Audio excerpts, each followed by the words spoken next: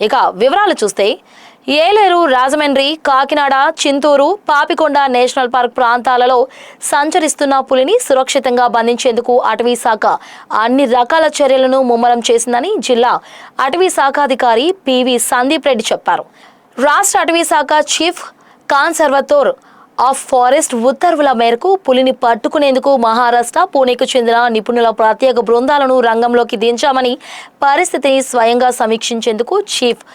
Conservator of forest doctor T Jyothi తాను divisional forest ఆఫీసర్లు స్వయంగా క్షేత్రస్థాయికి వచ్చి పరిశీలించమన్నారు. ప్రస్తుతం ఈ పులి కొండలు, గుట్టలు కూడిన కష్టతరమైన భూభాగంలో చాలా తెలివిగా సంచరిస్తుందని,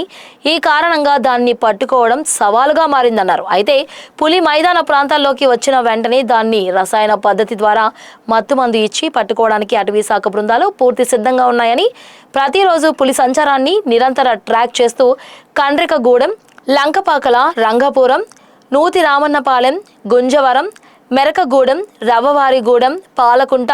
దండిపూడి, పిఆర్గూడెం, ఉప్పెల్లి, మంజులూరు గ్రామాలు మరియు సమీప గ్రామాల ప్రజలను డప్పు చాటింపులు మరియు మైక్ అనౌన్స్మెంట్ల ద్వారా అప్రమత్తం చేయడం జరుగుతుందన్నారు.